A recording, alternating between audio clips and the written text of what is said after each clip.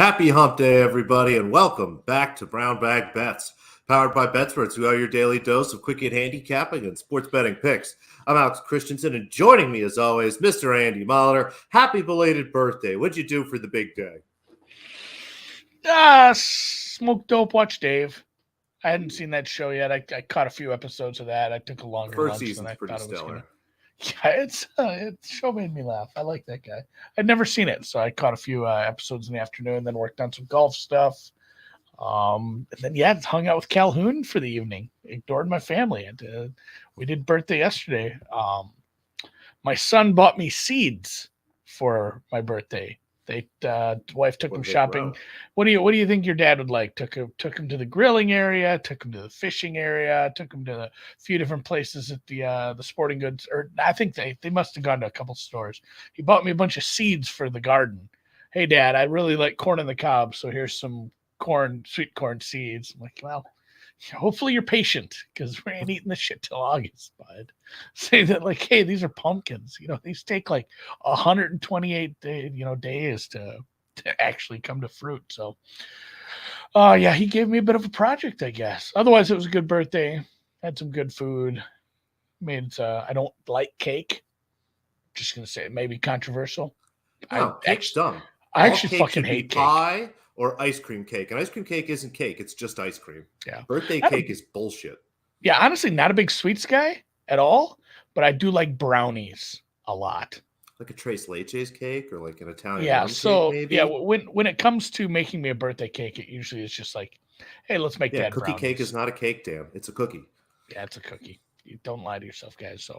But yeah, I'm jacked up. It's a great week. I'm heading to Chicago to hang out with some Bleacher Nation and BetSports co-workers tomorrow. I'm trying to think of how many co-workers I've actually met. Dan, Matt, Reed. It counts. Like it's weird to be working at a company now with this many people Austin? At it, and it's like, oh yeah, I've met Austin for sure. Austin was a grill master when we were down in Atlanta.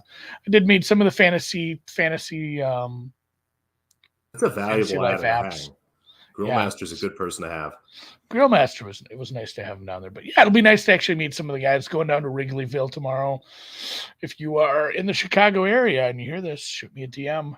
I might be pre-gaming in your area. Who knows? I'm gonna be drinking tomorrow. That's the plan. Watch golf, drink. But yeah, I'm gonna be betting on golf.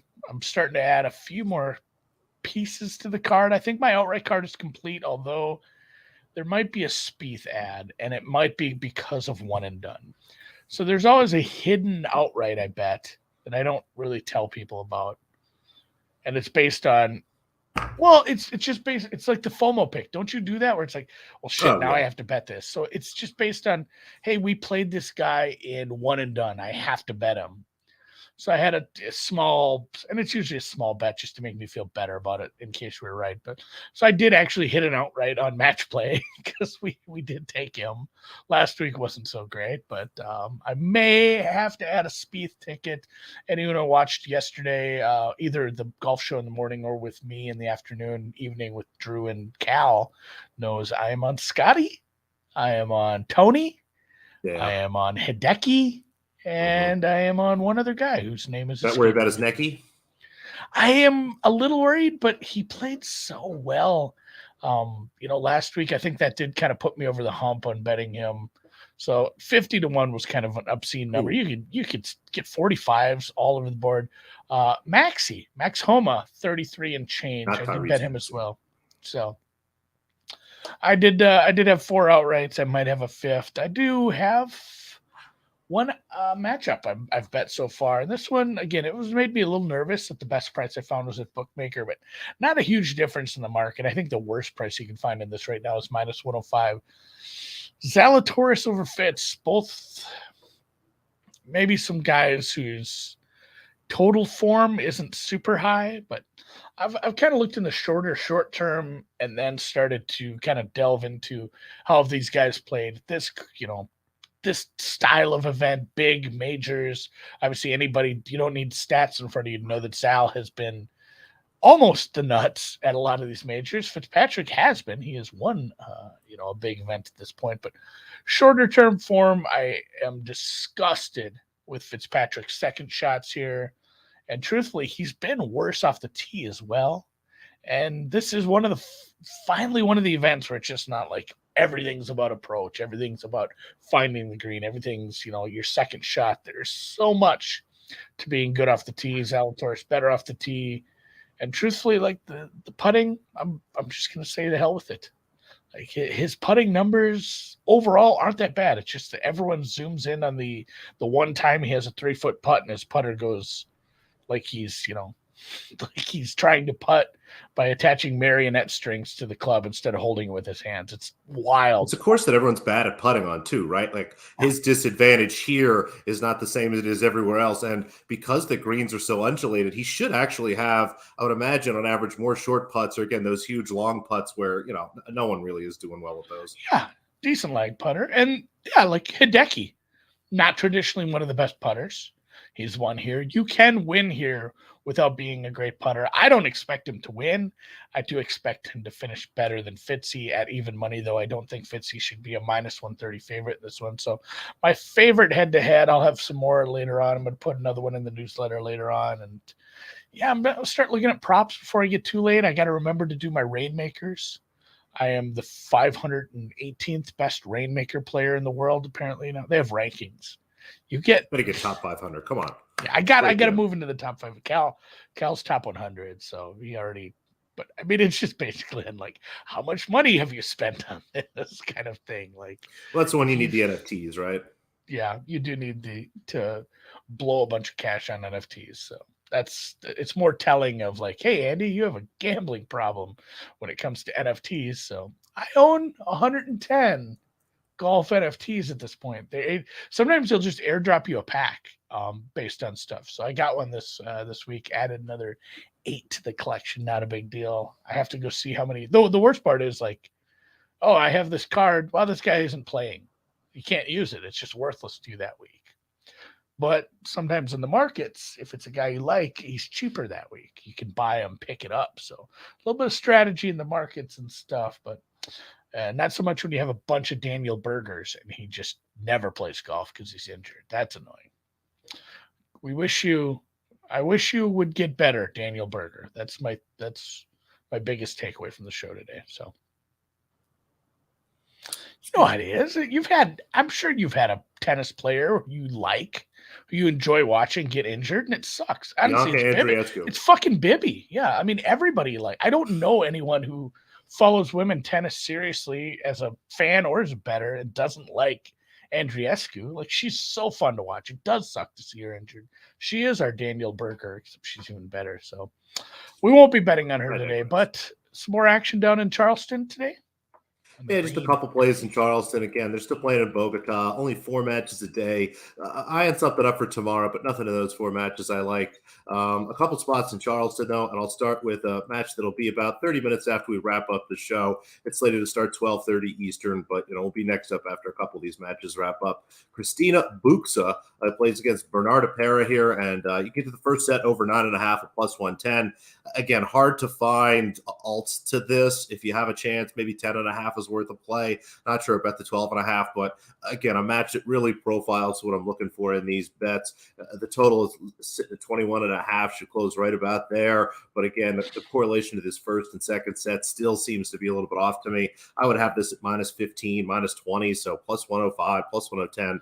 Really, plus anything looks pretty good to me here. Expect a nice competitive first set. And then 2 money lines I would have put together. Linda Fruhvirtova, minus 170 against Caroline Dolhide. Fruhvirtova not in the best form, but kind of an interesting court style for her. I think actually her game sets up really nicely for the way these courts play. Again, really unique. This is the green clay, where it's not this red, thick, heavy clay. It's a little bit lighter. There's more of a hard court under there, it looks like. And just really like this for her. She's minus 170 in that match. I should be able to just crush Dolhide here. I had that closer to 250. Put that together with Shelby Rogers, who's playing some nice tennis and loves these courts. Is from South Carolina, grew up playing, I think, on these courts, are very well nearby. Shelby is makes it into the quarterfinals about every time she plays here. It goes up against Katie McNally, a player that she pretty much punks every time she plays. McNally, a young American who's mostly a doubles player at this point, should kind of just get work today. That line for Rogers, I'm looking at 275. I had that closer to 340. So put the two together, you get plus 115. So a first set over, and then a little parlay for you this afternoon. What was the other event going on now? Bogota. Oh, Bogota. Nothing in Bogota. So yeah, just 4 matches there. Maybe something tomorrow, I think. We'll see. All right. A little EPL. Mostly because I want to watch something. This is interesting. I know. It's just I wanted to bet some soccer. I hadn't bet soccer really. Second tier Turkish soccer last week or whatever it was. Easy winner. Easy. Yeah, it was 2-0 at halftime, and that was your final score. That's the beauty of this. But a little bit of a bet on one of my favorite defensive teams in the entire Premier League, Newcastle. I bet, so anyone doesn't know these acronyms or what, this is both teams to score no. So the game could finish. Nobody has to score. One team scores. Yeah, nobody has to score. You can win this bet if it's 0-0, 0-0, as they say in the Europes. You could win this if Newcastle won 17-0. You could win this if West Ham actually pulled the. I believe I'm trying to look at what the odds are. West Ham's not that big of a dog. They are a home dog plus 260. They could win at home, upset them, and 1-0, and you still win this. But Newcastle, obviously, nobody is as good on the road as they are at home, but they have a bunch of clean sheets this year. It is a decent, obviously, like I said, the best defense as far as goal, not differential, but what do you call it? Goals conceded, only 19 goals conceded in 27 matches as they sit third on the table. Yeah, that's better than anybody. City's given up 26. Arsenal's given up 27. They're the only team under 20. That's actually kind of amazing. And then the Hammers, not one of your most prolific scoring teams in the league. Only 25 goals in 27 matches as they sit precariously just above.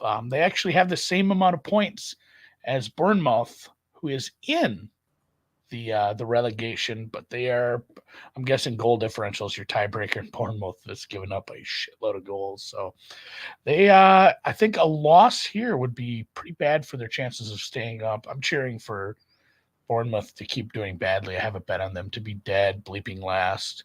I need Wolves to start losing as well for some of these other ones. But yeah, West Ham won on Ted Lasso last night, says Patrick. They have never scored the day after being featured on Ted Lasso. So kind of a trend there too. I don't know if that's actually true, but both teams to score no. I got this at minus 122. I don't want to brag. I didn't put a very big bet on it, but it moved to minus 123 like 5 minutes later. So it'll be funny when somebody's going to come in hard on the other side. I did this once on here where I bragged about, hey, I bet something, and then it, somebody steamed it the other way. And by the time the match had started, it was like way far. It had gotten beat to shit against me, and the bet lost by a lot. And this one has to. It's down to minus 120. So, market's not. I might just go West Ham under a half plus 152. Market's kind of capitulating a little. We'll see what happens here. This one doesn't start till 3 p.m. Eastern. Please don't watch it. It's not going to be very good. Hopefully, speaking of not watching stuff. Yeah, hopefully it's going to be bad. Oh, yeah, wrapped. Did you watch the 76ers game the other night, though? I did. I watched the Sixers game last night. The MVP race never seems to be over, but that was, that's a great end of the season. Little, what would they call that in March Madness? That's a big strength of schedule and a big win for the committee, if you will. It's going to help their net rating for sure. Yeah, 52 points, a big win over Boston, kind of knocked Boston out of contention for the 1 seed, keeps them a little closer for 2. There's a chance Boston will still finish 2, but, it was a great game. But, again, what a mess of a night. And as I look at this list, last night was the night of big spreads. Tonight, Andy, I want to take a quick look. I'm trying to think how many teams are actually on a back-to-back tonight. There's like six. Because Like there's no six of the play. games are somebody. I think Matt complained about that. Not our Matt, but Hardwood. Paroxysm, yeah. He actually just tweeted out something like this. It was 16 teams, 10 of them are on a back-to-back. Yeah. Sorry, 11. 12. No, it's 12. He said It's there's 12? 8 Oh. games tonight. 16 you're teams right. play. 12 of those teams are on a back-to-back. The season ends in 5 days. Again, bang up job, everyone. Oh, tired legs. Should we round robin some first half or second half unders? It might be that might be a good idea. Start looking at some of these live unders, but just one play for me tonight as I look at some of the other games. Pistons Nets. The Pistons at home is 11.5-point favorites. That'd be a nice number to take. But Detroit, nobody's playing basketball for Detroit. This is a G League team that's out there tonight. Pacers, Knicks, the Knicks 7-point favorites, even without Julius Randle. Doesn't make as big as a difference as not having Halliburton there for the Pacers. That number looks just about right. The Bucks -7 over the Chicago Bulls. Looks like a pretty good number. Again, everybody kind of in an equally bad situation there. Wizards, Hawks. The Hawks are 11-point favorites. I'd like to play the Wizards, but the Wizards, again, have shut everyone down. There's no Porzingis. There's no Beal. There's no Kuzma. They're not even playing Kispert and Avita at this point. It's nobody out there for Washington. It's just a mess. Maybe look at it over there if you want something. The Pelicans are 5-point favorites over the Grizzlies. Pelicans numbers continue to perplex me, but Memphis hasn't been great the last week. Happy to pass over there. Would like to take the Sacramento Kings +6, but not sure everyone plays. Played last night. They still do have a chance to catch Memphis for the 2 seed, but their season's kind of over at this point, so we'll pass on that there. The Clippers Do you realize you just said Passover? And it's Passover today? I don't think you meant to do that. I didn't. Just getting biblical on our ass. Interesting. Now I'm all perplexed. But last game here. I just threw you for a loop with that, but it cracked me up. The Battle of LA, the battle for the former Staples Center. I don't know what the hell they call it now. I'm excited about this Staples Center to me. Clippers 4.5-point favorites. Kind of like the Lakers there as dogs, but not really sure if LeBron's going to play or not. So we'll tuck that one away and get to the one game I actually did bet, and it is an under, Andy. The Boston Celtics host the Toronto Raptors off that loss last night. The total sitting at 225. I'm looking at 224.5. I had this closer to 220. These teams generally defend each other very well, take the air out of the ball. The Raptors are good at keeping the Celtics from running up and down the floor, but at the same time, don't really take advantage of some of the chances you have to offensive rebound there. Should be a pretty fun matchup. Curious to see what Boston does. And again, maybe they rest some guys tonight. There could be a chance to miss a few players here. It's always hard to tell. Again, be careful tonight. You don't know who's playing in any of these games until about 30 minutes beforehand. But again, have this closer to 220, 221, even if everybody's in. So a couple ways for this to sort of move our direction. And again, my number likes this, the under, kind of I look at the past matchups for these two teams. Qualitatively, it looks like a good spot here. So we'll go under 225, Raptors Celtics tonight. Raptors versus Celtics. I think that's it. It's weird. We don't have I don't know, maybe tomorrow or what day is it? I'm going to pick my Paige contest lineup. Well, you got to pick your Paige contest, but Dan's going to have to hit us in the chat on this when the actual Frozen Four starts. I'm not sure if it's Friday or Saturday. So again, last day. No, he took it down so he can type. Last day for the Paige contest, because obviously you can't enter once the tournament starts. So if you did enter, if you did get in there Masters field being announced, get in there, put your 6 picks in. Very easy. Noops is going to do his right now, just so you see how damn easy this is. You can see it on the screen. There's literally there's 6 listeds. 6 listeds? I'm done. You got to go Scotty Scheffler here in the first group. I mean, if you wanted to get cute here, I feel like it's just like, I won. Now I got to write a bigger check to this guy for lugging the bag all weekend. Hey, buddy, it's going to be 3/4 of a normal check because it's a 3-day event. But yeah, I don't know. You could get cute. I like just go Scotty strong off the top. I think you just kind of have to do that. The second group is a lot of fun. I think I'm going to go Burns. I'm just going to go with the hot golfer here. Max is a good choice. Again, you don't know what you're getting from Dustin. I love that Brooks is there just out of respect for him, but you can't pick Brooks. And it looks like Zal, somebody was mentioned in the chat, maybe he's a little sick. So we'll go with Sam Burns there. And then the third group, you're not worried about Hideki's neck? We're fine. We think that's okay. Played him to win. I think he wins by 15. He wins by 15. Decky. We're going Decky there in the third group. So we got our first three here. The next three, oh man. Now this group is awesome.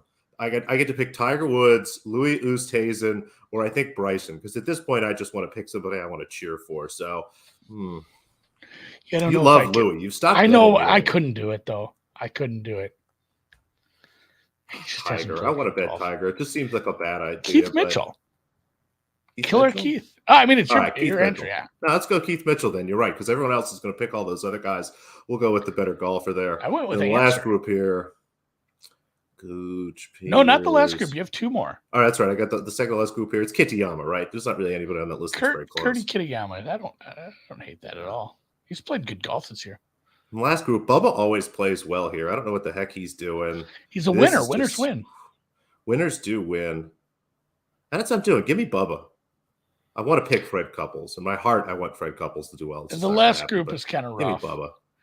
See, look at that. I went with You just got to click 6 names, and you're good to go. Yep, that's. I got to pick a tiebreaker. What is the tiebreaker? You do have to. And here's a little tiebreaker advice. So it is a little confusing what's going on here, but you are picking the tiebreak of how many total strokes will the winner use. So you're not saying the winner will be 12 under. In that case, you would need to say 276 because you'd be 12 under, 288. 69 times 4. Give me 276. 276. Yeah, it's somewhere in the mid. Yeah, total score for 4 rounds of the winner, right? Yeah, it's somewhere in the mid 270s. Like it's probably not going to come into a lot, but you do need to enter it to get your entry. And poor Kitayama doesn't even get a picture. My favorite thing. Avahef says they gave an example for the tiebreaker. I just took that number. Someone did that once. People are just going to do that. So on ESPN for bracket leagues, you have to put a final score in for the final of the NCAA championships, and that happened once where there was a guy who did really well overall, but put like a hilarious tiebreaker in, 175 to 169 or something for his final score. It's like, this might actually screw this guy over because he was like winning a really big pool or something. Got a little pub. I can't remember the exact story, but yeah, take your tiebreakers seriously, guys. Yeah, do the math. It's just got to add 4 numbers together. It's probably been a while since you've done that, but you can open Excel. There's probably a calculator on whatever device you're holding. It's okay. Yeah, just like your stupid math teacher said in 4th grade, when you tried to use a calculator. What are you going to just walk around with a calculator in your pocket for your whole life? Yeah. Joke's on you. Bitch. Joke's on you. I actually am. Shit, this thing does calculus. So, all right. Well, let's call our day. I need to go bet some more golf, take care of a few things, and then Mario Brothers movie tonight. No big deal.